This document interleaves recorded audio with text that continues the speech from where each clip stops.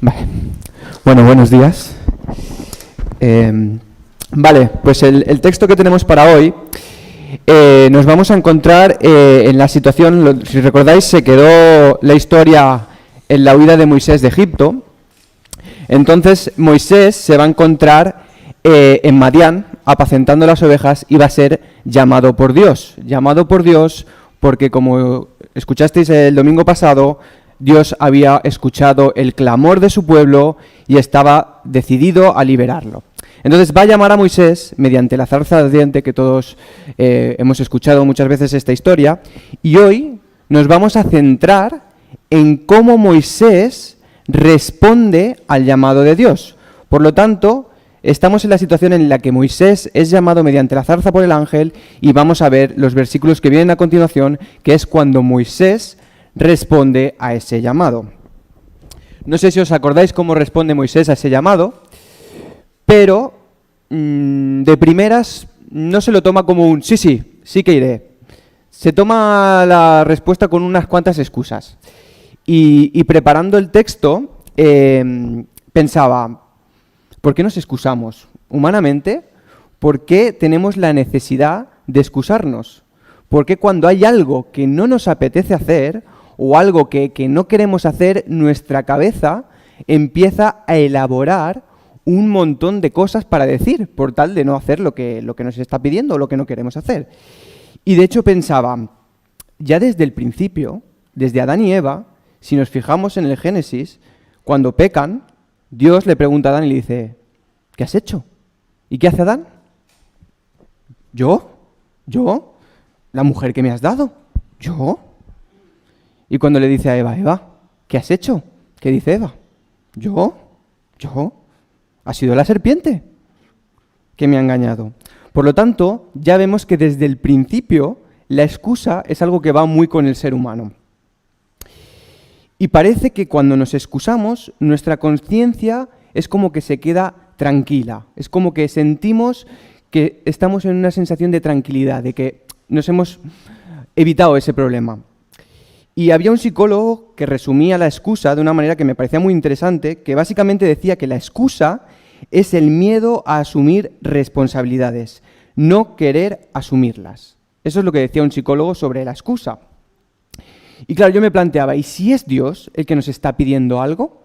Si es Dios el que nos llama a hacer algo, ¿cuál es nuestra respuesta? ¿Cómo actúa nuestra mente? ¿Es igual? ¿También empieza a generar excusas, obstáculos y pretextos? Porque eso es lo que hoy vamos a ver. Hoy vamos a ver cómo Moisés, cuando es llamado, empieza a elaborar un pretexto tras otro obstáculo por el que no puede hacer lo que Dios le llama. Pero Dios derriba uno tras otro, hasta que ya no le queda nada con lo que no poder hacer lo que Dios le está pidiendo. Por lo tanto, me gustaría que en el texto de hoy tuviéramos en mente una pregunta conforme vamos avanzando, que es la siguiente: ¿cuál es nuestra excusa?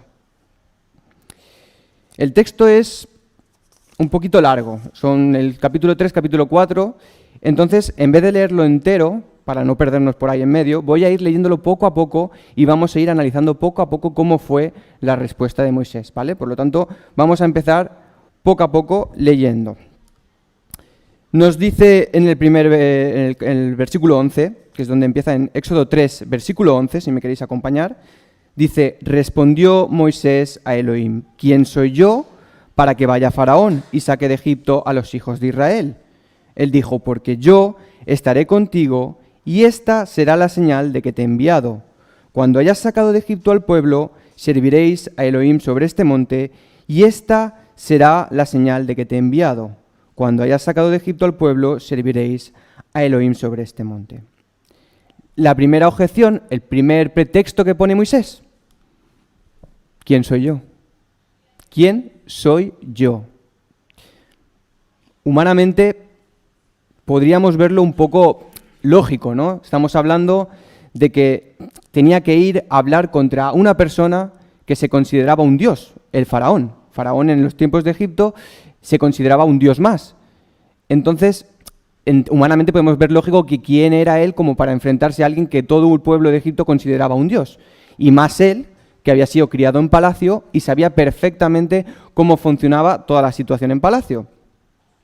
Además, yo creo que también esta pregunta reflejaría un poco la desconfianza que tenía en sí mismo Moisés, porque si recordamos en el capítulo 2, que vimos anteriormente, Moisés, ¿qué acaba haciendo? Acaba intentando solucionar las cosas a su manera, acaba matando a un egipcio, lo acaba escondiendo y acaba huyendo.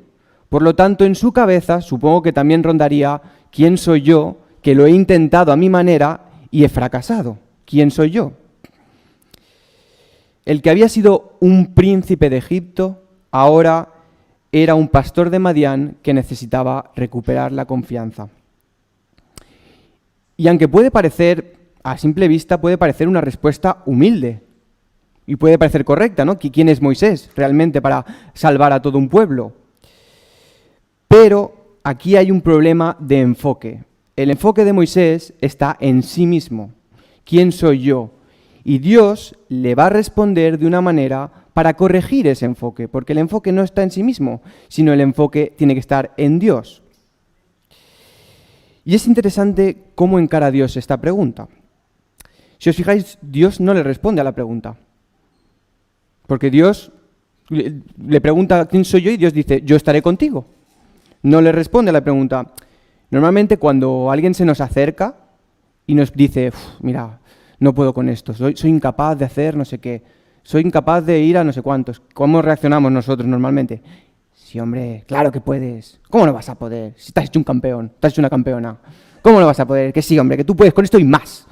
Y más en esta sociedad actual, ¿no? Esta sociedad actual, ¿cuántos libros de autoayuda de tú puedes, si quieres eres capaz, poder es creer? ¡Buah! Un montón de frases de todo puedes si quieres. Estamos constantemente rodeados de este tipo de frases, ¿verdad?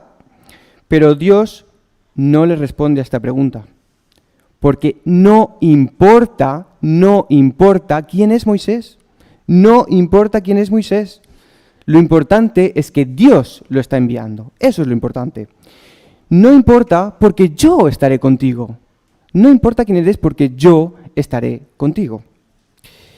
Y Dios no le responde diciendo, ve tú porque creciste en Egipto, ve tú porque te van a entender, ve tú porque estás instruido en todo lo que hay allí, ve tú porque conoces ambas culturas. No le responde eso. Ya hemos visto que le responde de una manera diferente. Ve porque yo estaré contigo.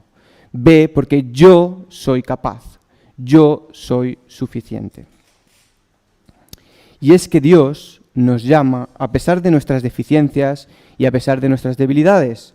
Dios es capaz y nos promete que va a estar con nosotros. Y donde nosotros no lleguemos, Él llegará. Y igual que le estaba diciendo a Moisés, donde tú no llegues, yo llegaré. Ahora, es importante remarcar una cosa. Yo estaré contigo no significa que todo va a salir bien.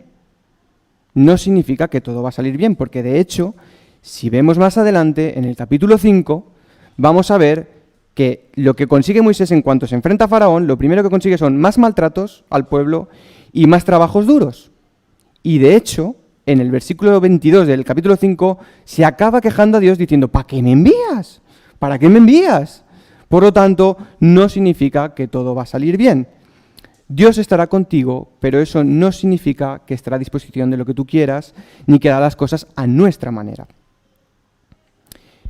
Además, en la respuesta, aparte de decirle de que estará con él, le promete una señal, en el versículo 12.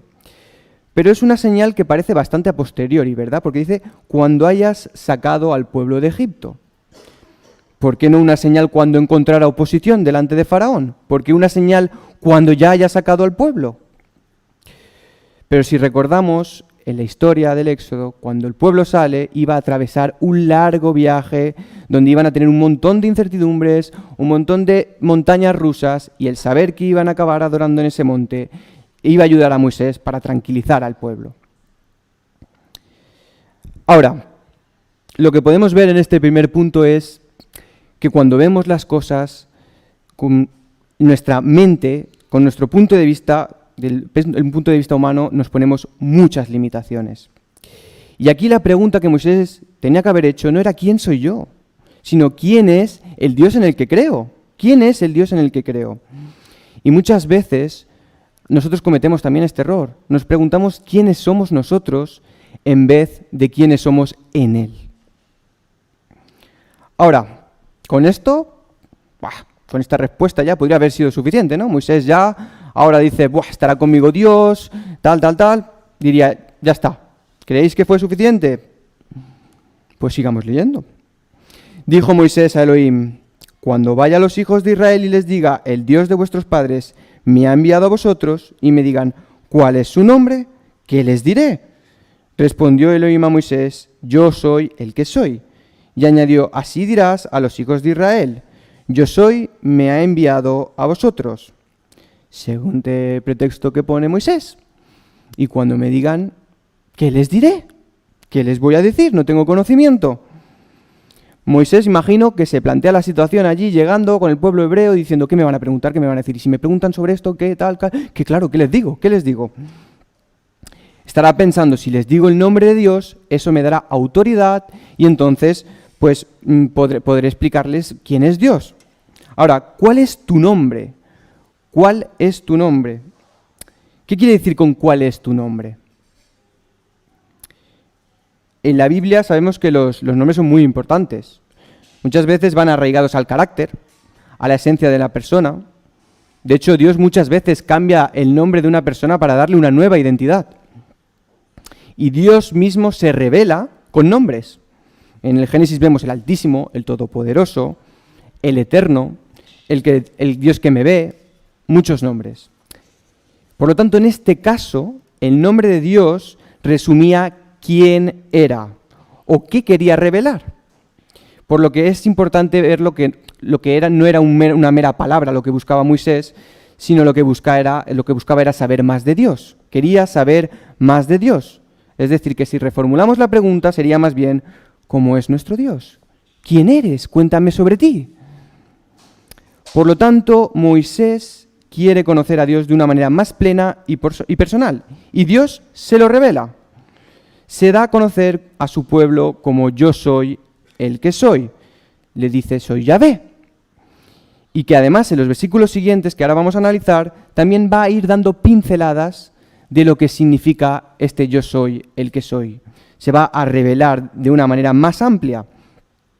De hecho, ya con el yo soy el que soy nos habla de un Dios autosuficiente, un Dios autoexistente. Es decir, nadie lo ha creado. Ya existía en el principio. Dios de todo. Ya, yo soy. Era, es y será. Un Dios autoexistente. Pero si seguimos leyendo, nos va a ir dando más información sobre este Dios. Dijo además Elohim a Moisés, así dirás a los hijos de Israel, Yahvé, el Dios de vuestros padres, Dios de Abraham, Dios de Isaac y Dios de Jacob, me ha enviado a vosotros. Este es mi nombre para siempre jamás, y este es mi memorial de generación en generación. Ve, reúne a los ancianos de Israel y diles, Yahvé, Dios de vuestros padres, el Dios de Abraham, de Isaac y de Jacob, se me apareció, y diciendo, en verdad, os he visitado y he visto lo que se os hace en Egipto. Vemos entonces en estos versículos un Dios eterno que nunca cambia y comprensivo. Nos dice el Dios de vuestros padres, el Dios de todos, el que era y el que será, porque nos dice que en mi memorial de generación en generación será también el mismo, es inmutable, no cambia, es el mismo Dios y será el mismo Dios. Este es mi nombre para siempre, para siempre. Además, que comprende la necesidad de cada uno y se preocupa por ellas. Os he visitado y he visto. Os he visitado y he visto. Un Dios eterno que nunca cambia y un Dios comprensivo. Así se le está revelando a Moisés. ¿Qué más se revela a Moisés? Nos dice en el 17, y he dicho, os haré subir de la aflicción de Egipto a la tierra del Cananeo, del Eteo, del Amorreo, del Ferceo, del Heveo y del Jabuseo, a una tierra que fluye leche y miel. Es un Dios fiel que guarda sus promesas. No solo les libera de Egipto, sino que les conduce a una tierra que fluye leche y miel, como había prometido, porque es un Dios que guarda sus promesas. ¿Qué más nos dice? Nos dice, y ellos atenderán a tu voz. Luego entrarás tú y los ancianos de Israel ante el rey de Egipto y le diréis, Yahvé, Dios de los hebreos, se nos ha aparecido. Ahora pues, permíteme que hagamos camino de 3 jornadas por el desierto y ofrezcamos sacrificios para Yahvé, nuestro Dios. Sin embargo, yo sé que el rey de Egipto no os dejará partir, sino forzado por mano poderosa. Aquí vemos un Dios omnisciente. Él mismo está diciendo, yo sé que el rey de Egipto no os dejará partir, ya sabe lo que va a pasar. Y también dice, sino forzado por mano poderosa. También sabe que será forzado por su mano. Es un Dios omnisciente, tiene el conocimiento, pero también es un Dios paciente. Porque no acaba por la vía rápida. Podría haber usado todo su poder para haber acabado por la vía rápida, pero sino que con paciencia prueba a Faraón y le da la oportunidad de arrepentirse y corregir sus errores. Porque como dice en 2 de Pedro 3:9, el Señor no retarda su promesa, si algunos la tienen por tardanza, sino que es paciente para con nosotros, no queriendo que ninguno perezca, sino que todos procedan al arrepentimiento. La mano justiciera de Dios no llega sobre Faraón hasta el momento justo. Ahora aquí es interesante que nos quedemos con lo del principio, y ellos atenderán tu voz, porque luego ahora lo vamos a recuperar en el siguiente pretexto que escoge Moisés, y es interesante recordar esta parte. Si seguimos, en el 20 nos habla, dice que extenderé entonces mi mano y haré que Egipto sea golpeado con todos mis prodigios que haré en medio de él. Y después de esto os dejará ir. Es un Dios poderoso, un Dios de poder. Dice que extenderá su mano, que manifestará su poder, y la mano de Dios es más que suficiente para derrotar a toda la potencia más grande de aquel momento, que era Egipto. Y finalmente se nos revela del 21 al 22 diciendo, además haré que este pueblo halle gracia ante los ojos de los egipcios, y sucederá que cuando partiereis no os iréis vacíos, sino que cada mujer pedirá a su vecina y al huésped de su casa objetos de plata, objetos de oro y vestidos, y los pondréis sobre vuestros hijos e hijas, y así despojaréis a los egipcios. Es un Dios de transformación. Vimos en el capítulo 1 que los egipcios tenían miedo al pueblo hebreo porque era mucho más grande y mucho más fuerte, y por eso los esclavizan y los hacen servir con dureza. Pero ahora los esclavos van a pasar a ser enriquecidos por sus antiguos amos y señores, y vistos con buenos ojos, porque nos dice, haré que el pueblo halle gracia. Ahora los egipcios los mirarán con respeto. Es un Dios transformador, un Dios que transforma. Por lo tanto, Dios se revela a Moisés de esta manera para que le conozca, para que sepa quién es. Y esto nos tiene que hacer preguntarnos a nosotros, ¿quién es nuestro Dios? ¿Quién es nuestro Dios? ¿Buscamos leer la palabra para saber más de Él? ¿Buscamos saber más de quién es nuestro Dios?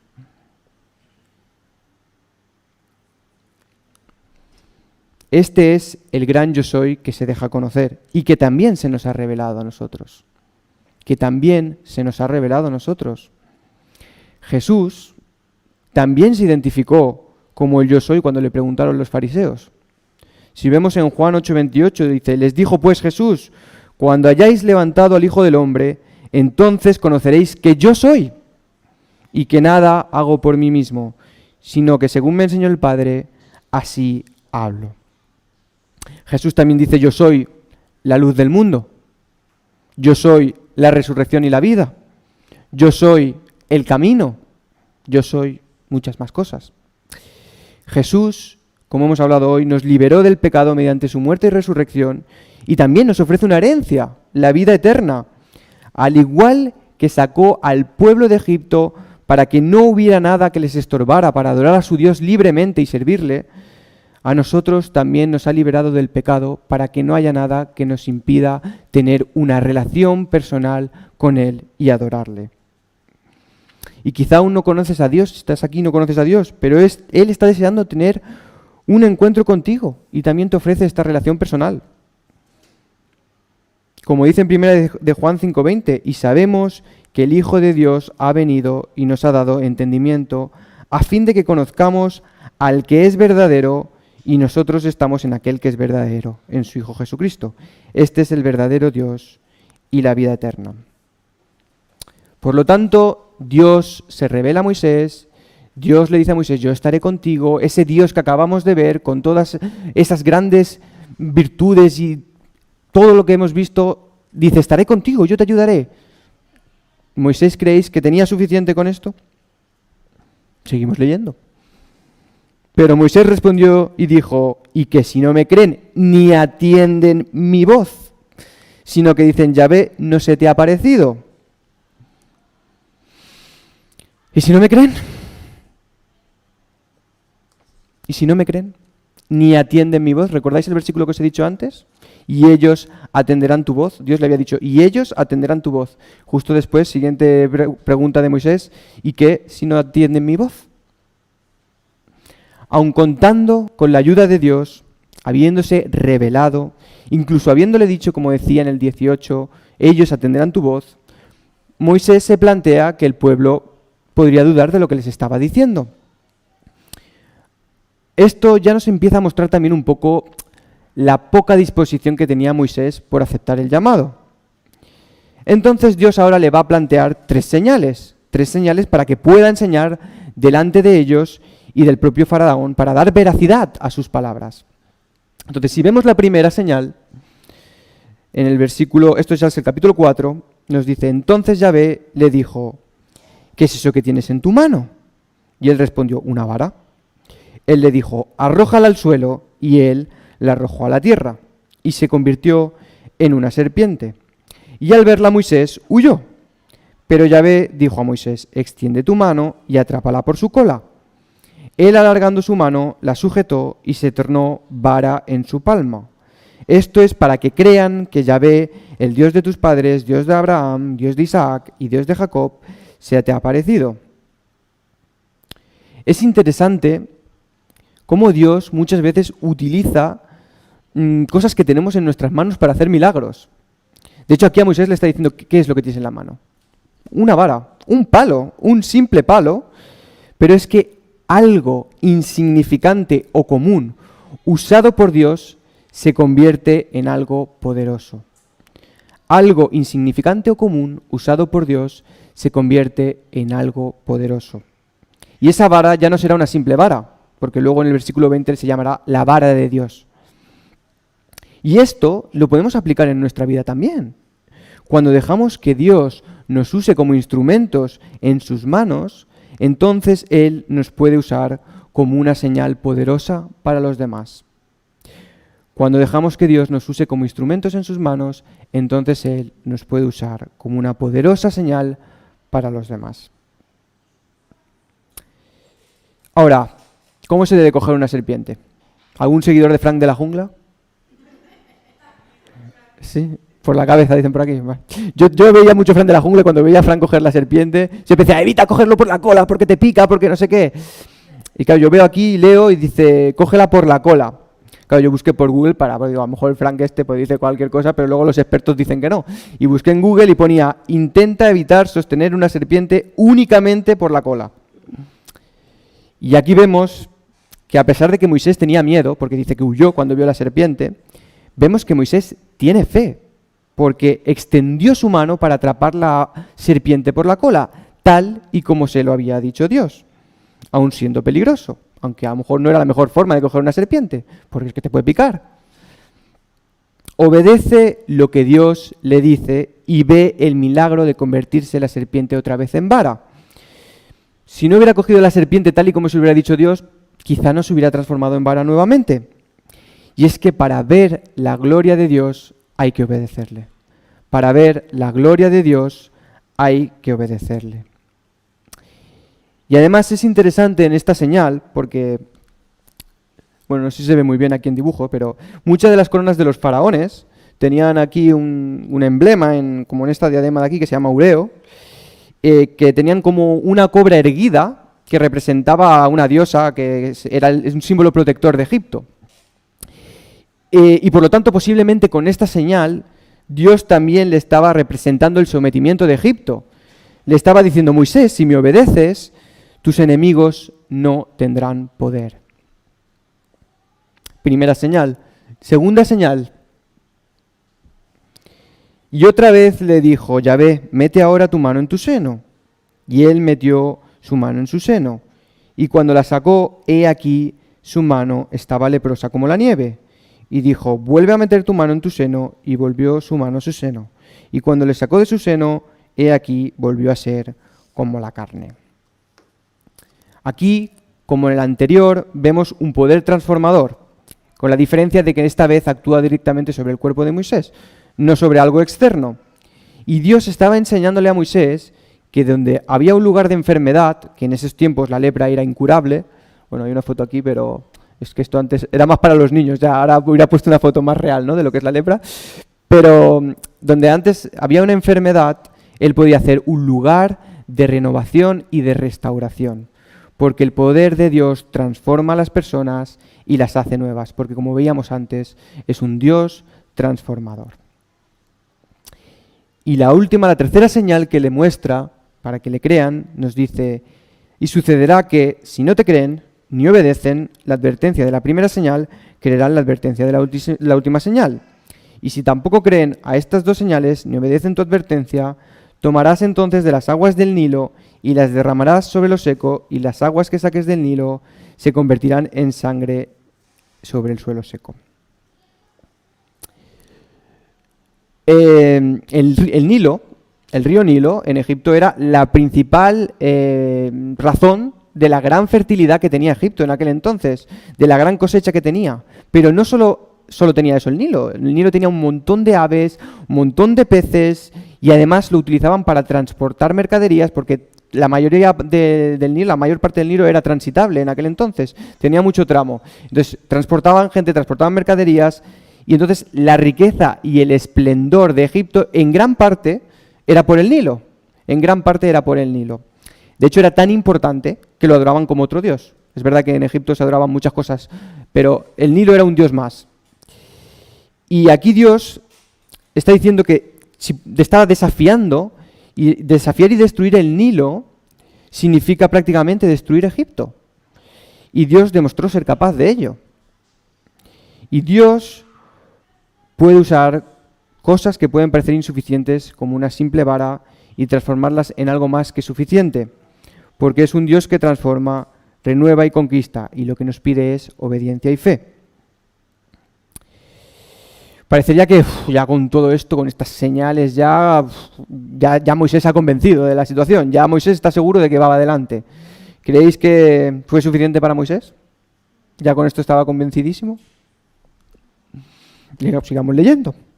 Dijo entonces Moisés a Yahvé, te ruego, Adonai, no soy hombre elocuente ni ayer ni anteayer, ni desde que hablaste a tu siervo, pues soy torpe de boca y torpe de lengua. Que soy torpe al hablar, que no sé hablar. Es verdad, se necesitaba un buen orador para convencer a todo un pueblo numeroso y sobre todo para discutirle a Faraón, que como hemos dicho se consideraba un dios. Y él consideraba que su capacidad de oratoria era muy, muy limitada. Si no sé hablar, ¿a quién voy a convencer?, pensaría. Hay algunos comentarios de texto que dicen que era tartamudo, que tartamudeaba. Yo no lo veo en el texto que lo diga, yo no sé exactamente qué es lo que le ocurría. Hay otros comentarios de texto que dicen que al haberse criado en Egipto, tendría acento de los egipcios, tendría el acento de los egipcios, y eso al pueblo hebreo no le haría mucha gracia. Y entonces por eso... Pero bueno, independientemente del motivo exacto por el que dice que es torpe para hablar, él no se consideraba capacitado. Y entonces vamos a ver cómo le responde Dios. Dice, pero Yahvé le respondió, ¿y quién ha dado la boca al hombre? ¿O quién hizo al mudo y al sordo, al vidente y al ciego? ¿No soy yo Yahvé? Ahora pues ve y yo estaré con tu boca y te instruiré acerca de lo que hablarás. Dios le responde tajante, mostrando una vez más su poder soberano. ¿Quién ha creado a tal y como es a cada uno? ¿Quién lo ha creado? No soy yo. Y nuevamente, eso sí, ofrece su ayuda. Yo te ayudaré, yo estaré con tu boca, estaré yo. Pero aquí hay una cosa muy interesante. Moisés, si vemos en el versículo anterior a este, le está llamando Adonai, te ruego, le dice, Adonai, que quiere decir mi Señor, mi amo. Está reconociendo la soberanía de Dios y le está diciendo en cierta manera que puede hacer cualquier cosa, tú eres soberano. Pero a la vez considera que sus ineptitudes están por encima.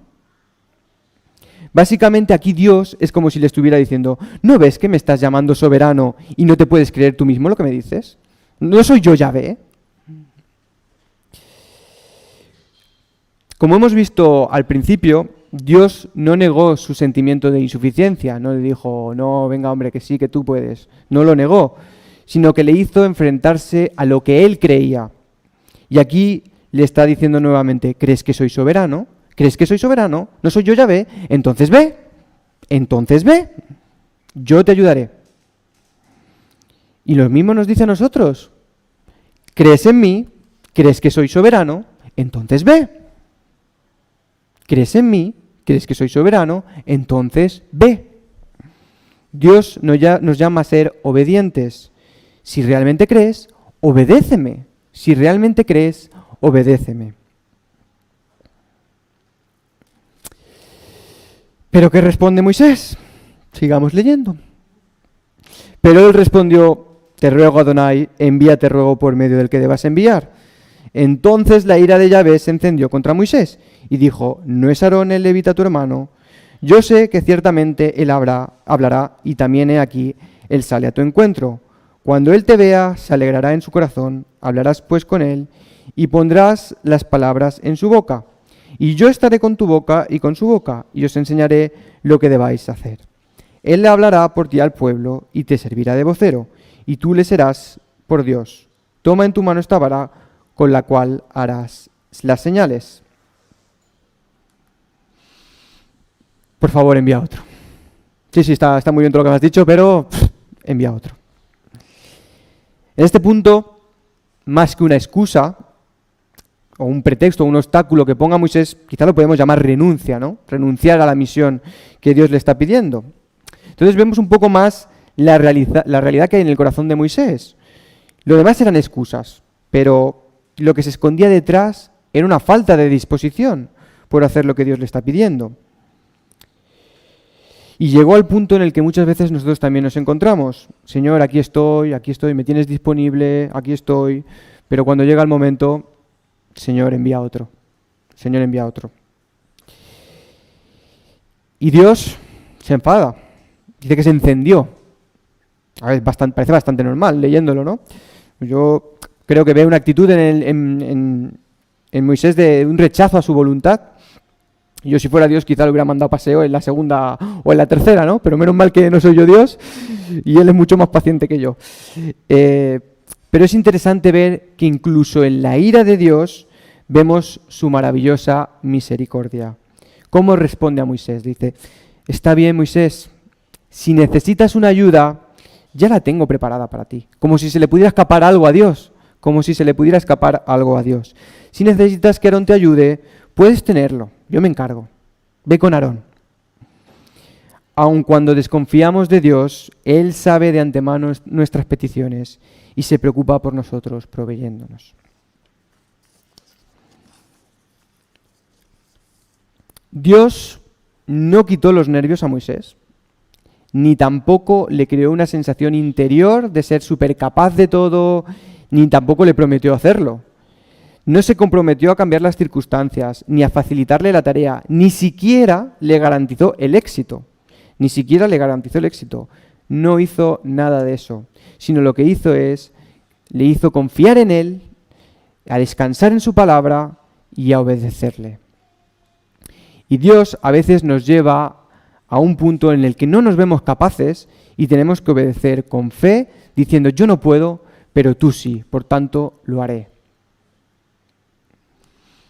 Moisés tenía el enfoque en sí mismo y por eso no se veía capaz. Pero no importa quiénes somos, como decía antes, no importa quiénes somos, sino quiénes somos en Él. Hoy hemos hablado de la identidad, hemos hablado de que Dios nos da una identidad. Esa es la verdadera importancia, la identidad que tenemos en Él. Y Dios se ha revelado como el gran yo soy y nos ofrece una relación personal. Nos ha librado del pecado y dado una herencia. Conozcámosle. Dios usa una simple vara que tenía Moisés en su mano para hacer sus señales poderosas. Y es que cuando dejamos que Dios nos use como instrumentos en sus manos, entonces Él nos puede usar como una señal poderosa para los demás. Dios derribó todos los pretextos y obstáculos que Moisés iba levantando. Y es que cuando Dios nos llama, solo hay una cosa que nos impide hacerlo: nuestra disposición. Solo hay una cosa que nos impide hacerlo: nuestra disposición. Y quizá Dios te está llamando ahora a servir en la iglesia, te está llamando a involucrarte más en algún ministerio, te está llamando a hablar a esa persona que tú tienes en mente, no lo sé, quizá te está llamando por primera vez para que le conozcas.